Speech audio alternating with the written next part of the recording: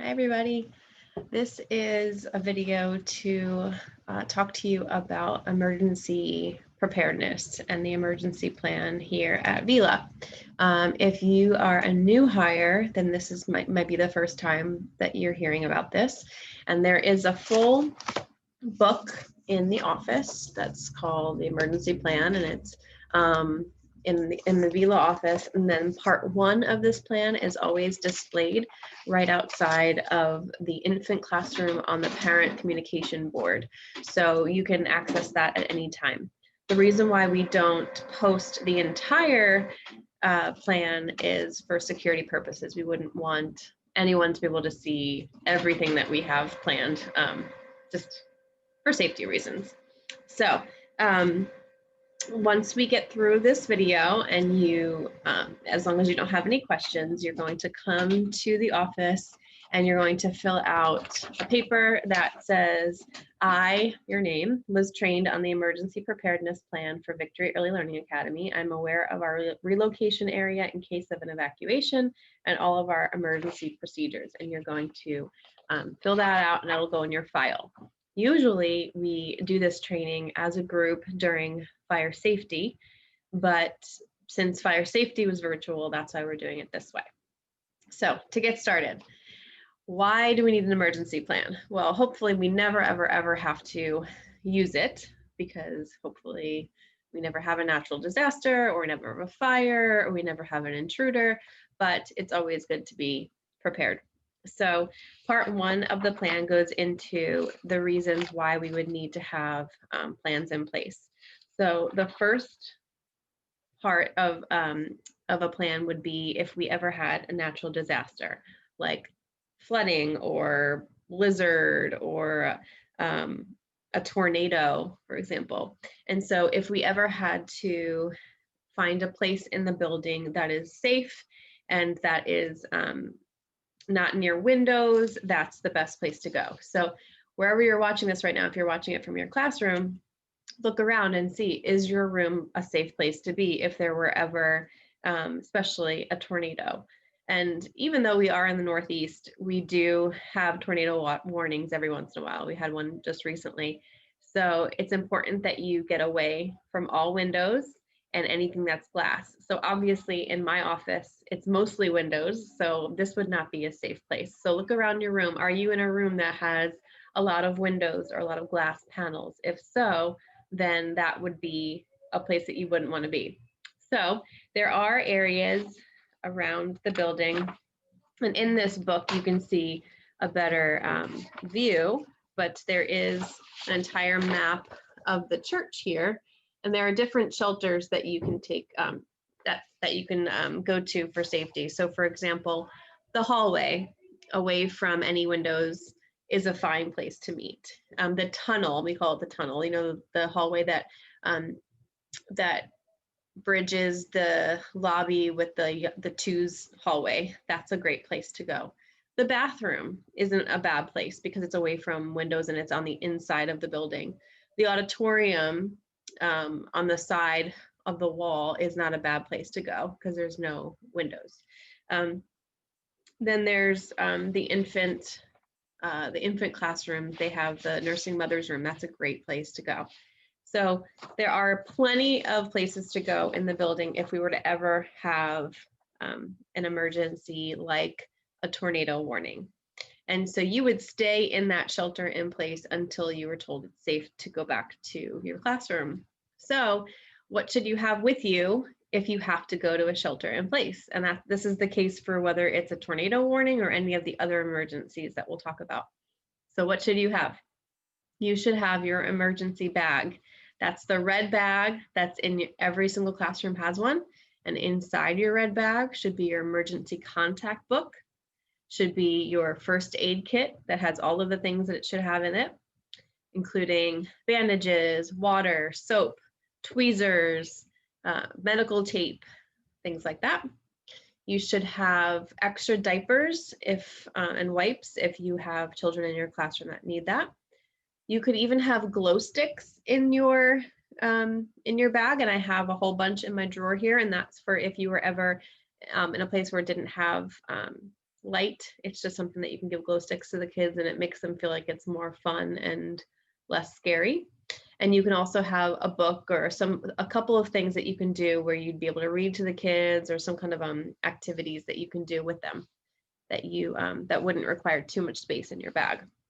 So that's what you should have in there.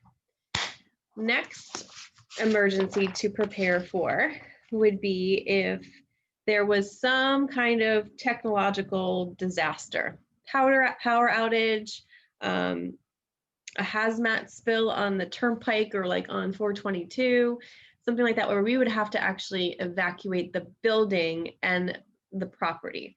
If that were to happen, we would need to leave this campus, and we have an agreement with Cornerstone Fellowship, which is across the street. So if you cross over Audubon Road, there's a building across the street to the left where we would go to Cornerstone Fellowship. And the pastor there, Pastor Visu, is aware of this arrangement and will be able to have us bring all of the kids there, and would keep us there safely until parents would pick up from there, or if we were cleared to come back to the building. Most likely, if we ever had to evacuate and go to another relocation, we would not return, anytime soon. So we would need parents to pick up there. I have signs that we would post on the doors if we were to ever have to do that. And so, for example, this is what we would post, and it says, VELA children and staff have relocated to, and there's the address there that would be placed on the front door for parents to see. But with technology, we would also obviously be able to text parents and send out an alert. This is a map of where we would go. So here we are, and we would cross Audubon Road, and right on the other side of the Paychecks building is Cornerstone Fellowship. That's where we would go. Okay. So that's where we would go if we were to evacuate the premises. If we have a fire in the building, no matter where it is in the building, we need to evacuate. So it's important that we know where the fire is, and then once we figure that out, it's important to know where your exits are. Every classroom has this right near their phone. So every classroom has a phone, and every phone has a map right near it. This is your evacuation map. So you need to be familiar with where your classroom is in relation to this. And your classroom has a number on it. So for example, preschool is room 134.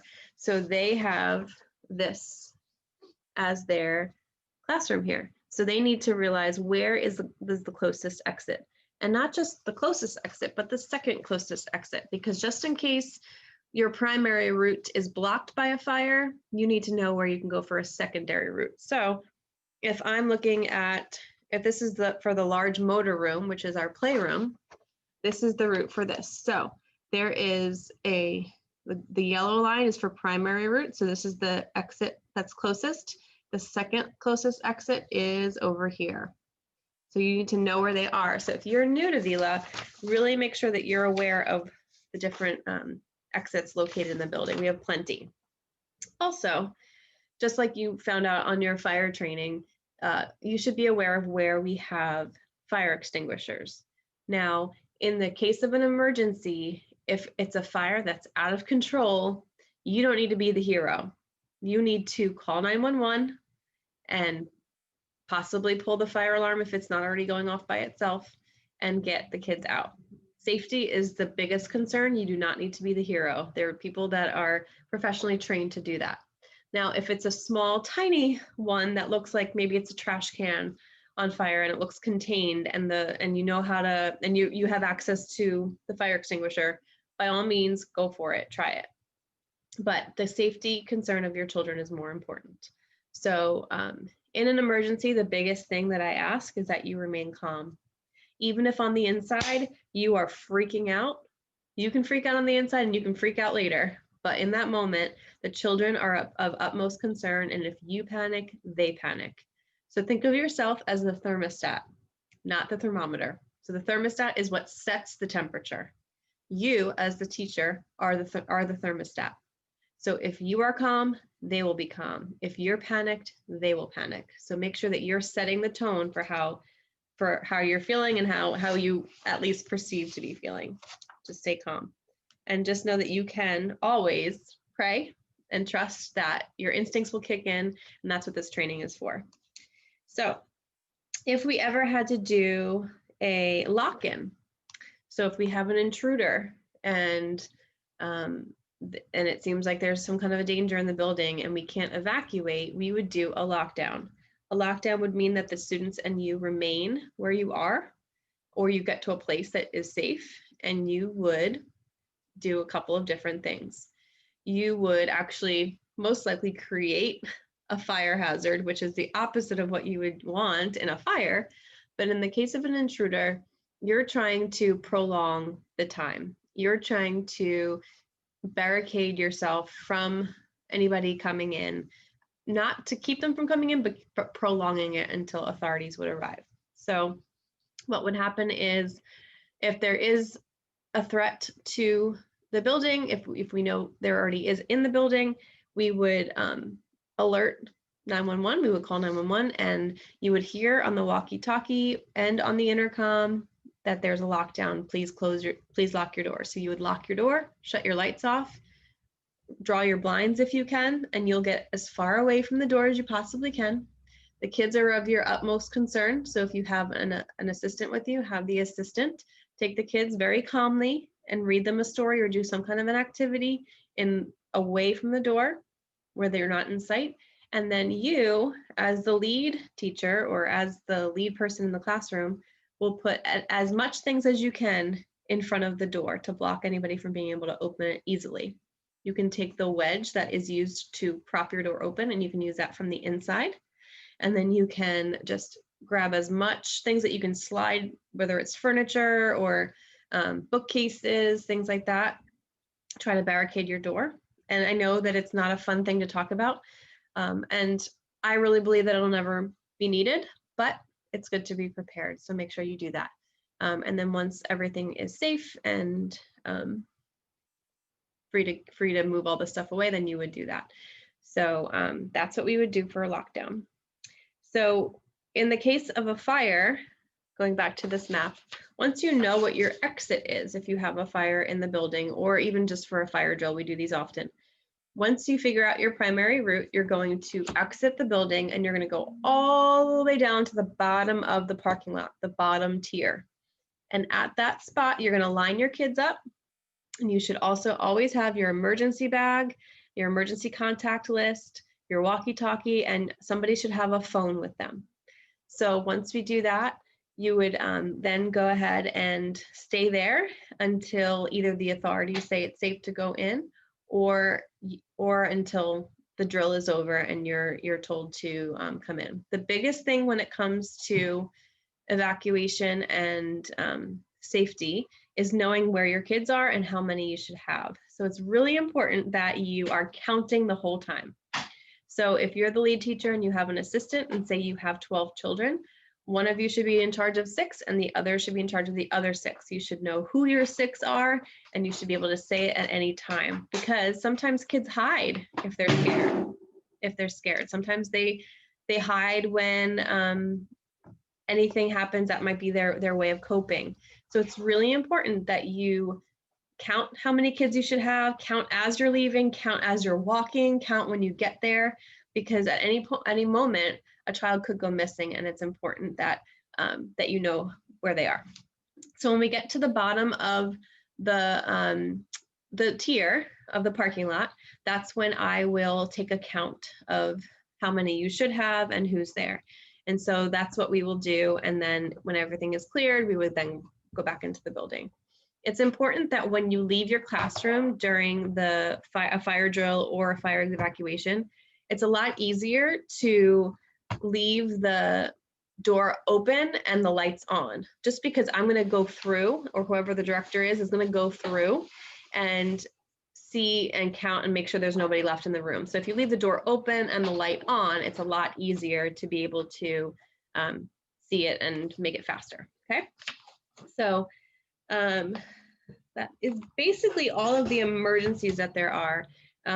So we have immediate evacuation, which means that you're going to go to the bottom tier of the parking lot for a fire, for example. If we have to do a total evacuation, we would go across the street to Cornerstone Fellowship, and we would have parents pick up there. It's within walking distance. And so we would make sure we do that safely. There could be a lockdown where if we have an intruder, we would stay in our room or wherever we are and make sure that we can lock the door, get away from the door, turn the lights out, make it look like no one's home, and just entertain the kids calmly until we're told that it's safe.